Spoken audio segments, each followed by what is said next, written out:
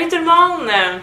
Aujourd'hui, on est avec Marc-André, prof d'histoire ici à l'école de l'Agora.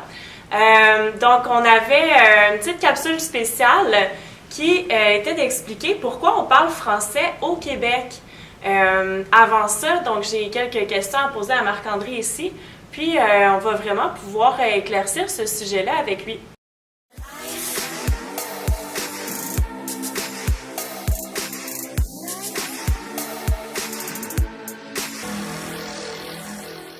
Donc, pour commencer, Marc-André, qu'est-ce qui fait en sorte qu'on parle majoritairement français ici au Québec? Eh bien, le Québec est en fait, surtout autour du Saint-Laurent, qui est notre fleuve, vraiment le cours d'eau principal de la province. C'est une ancienne colonie française. Donc, à la base, Jacques Cartier, en 1534, est venu revendiquer le territoire au nom du roi de France, malgré le fait qu'il y avait déjà des Autochtones sur place. La France a quand même décidé de prendre ce territoire, de saisir, de se l'approprier.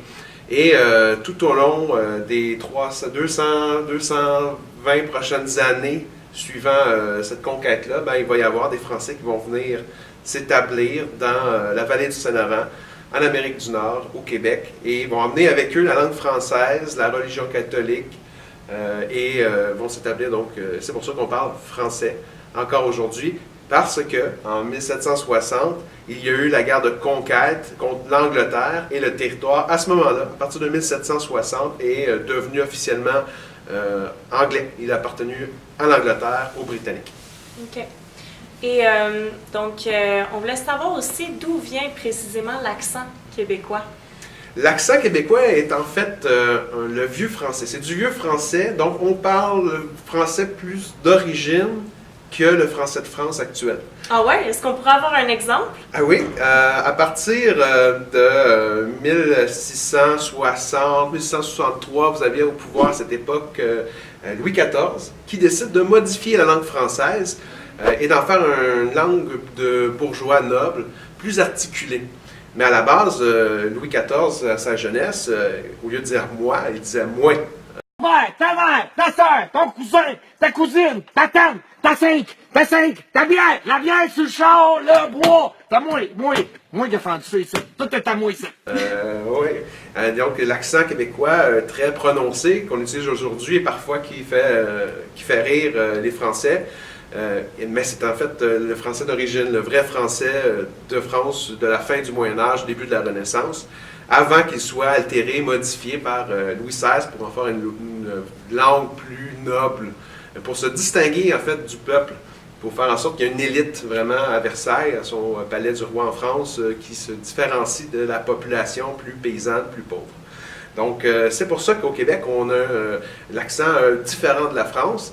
Et dépendamment des régions où vous vous situez au Québec, bien, vous avez différents types de français. D'ailleurs, il y a une petite vidéo sur YouTube d'une personne en Acadie qui explique les différents accents acadiens. L'Acadie, qui est une région dans le coin des Maritimes, des provinces du Canada, comme le Nouveau-Brunswick, qui parle un français encore moins modifié, plus véridique de à quoi ressemblait la langue française d'il y a 300 ans, étant donné qu'ils ont eu peu de contact avec la France, peu de contact avec les Français, donc leur français est resté plus pur, si je peux me permettre l'expression, que le français parlé à Montréal, qui s'inspire ou qui a été teinté des accents français de Paris notamment. Alors, lorsqu'on parle de langage en Acadie, ici, ça dépend où les Acadiens étaient établis. Si on était parmi des pêcheurs, si on était parmi des bûcherons, si on était parmi des anglophones. Alors, ceci affecte le genre de langage. Alors, vous seriez arrivé ici dans les années 50, vous auriez été accueillis par des pêcheurs, ils auraient utilisé un langage imagé de pêcheurs. Par exemple, c'est ce que t'as reçu, toi? Je t'avais vu hier soir, t'avais dans ben des vents de la well, tu peux bien me dire ce que t'avais en vrai. Alors, vous savez, reçu dans le dictionnaire, de ce que tu as reçu, ça veut dire d'où viens-tu, où ce que tu as ouvré. Un bateau qui va dans un port de mer, il va quelque part. Puis je t'avais vu, tu viens du vent de la voile. Mais un bateau qui a du vent de la voile, il va vite. Donc, tu marches vite. Vous allez arriver par les bocs à raquettes, par exemple, tout ce qui est en ET, il prononce en E. Qu'est-ce qu'on peut dire aussi de la francophonie? Parce qu'on maintenant on parlait aussi qu'il y a des francophones au Nouveau-Brunswick, Au Québec, c'est majoritairement français. Qu'est-ce qu'il y en est des autres provinces? Il y en a un peu partout des francophones, étant donné qu'à l'époque de la colonie française, avant que la colonie ne devienne britannique anglaise, comme je l'ai mentionné plus tôt en 1760, les Français ont beaucoup exploré le continent. Ils ont découvert le fleuve Mississippi notamment, et donc ils sont descendus le fleuve Mississippi jusqu'au golfe du Mexique, la Louisiane aux États-Unis actuels. C'est pourquoi on parle encore dans certains quartiers de la Louisiane le français, parce que dans les années 1750, certains villages ont été créés alors que la colonie appartenait à la France. Et malgré le fait que les territoires sont devenus anglophones, ont appartenu aux Britanniques, ben, on a quand même décidé de rester sur le territoire. Nos ancêtres québécois ont resté sur le territoire malgré tout. Et c'est pour ça qu'on parle le français. Et donc, ils ont exploré un grand territoire, notamment Manitoba. Beaucoup de Français de 1760 se sont établis au Manitoba. Ils sont restés sur place. Province canadienne, les Maritimes, Nouveau-Brunswick. On a une population d'Acadiens, comme on l'a mentionné tantôt, située dans la province du Nouveau-Brunswick. Un peu à l'île du Prince-Édouard, très peu. Colombie-Britannique, il y en a un peu aussi. Mais donc plusieurs provinces, une grosse communauté à travers le Canada francophone, mais le cœur, ça demeure en Amérique du Nord, la province du Québec. OK. Donc, ce serait un français ou un accent qui serait différent du nôtre au Québec.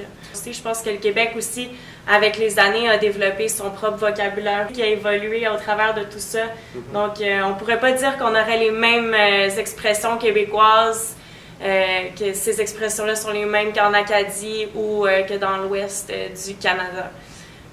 Est-ce que tu saurais à peu près il y a combien de minorités francophones dans le reste du Canada?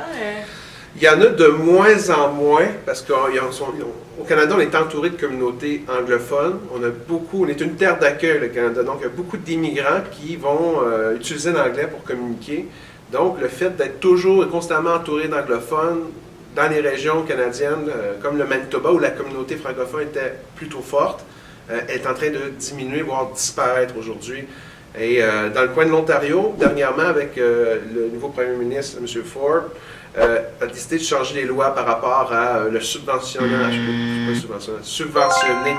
les universités francophones.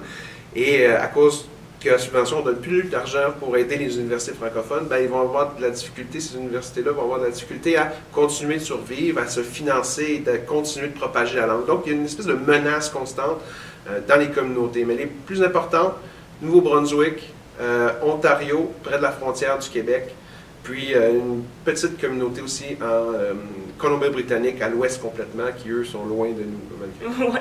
Je trouve ça intéressant qu'on parle justement des lois et tout ça. Nous, au Québec, on a mis sur pied la loi 101. Pourrais-tu nous dire en quelle année ça a été mis en place, puis aussi qu'est-ce que ça comporte comme loi? Oui.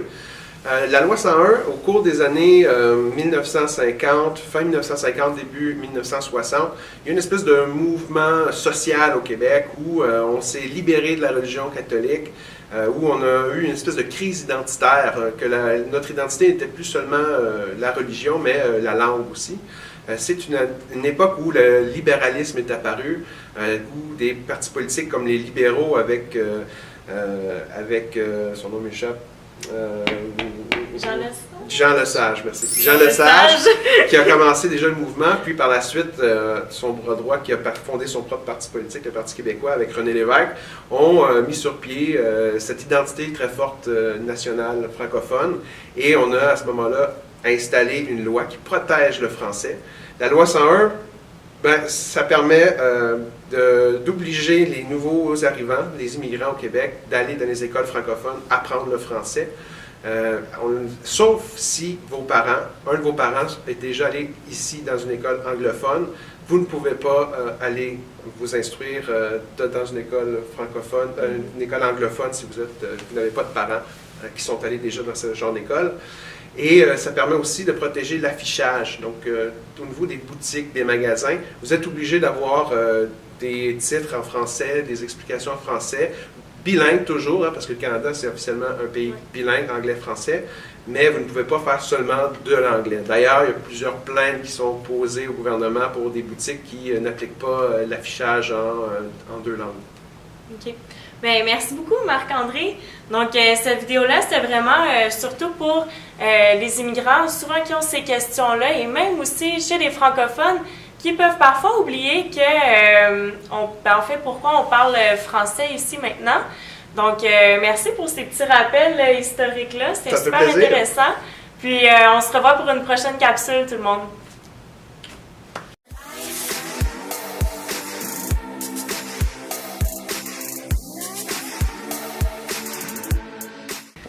Jean Lesage, hey, j'avais eu un plan.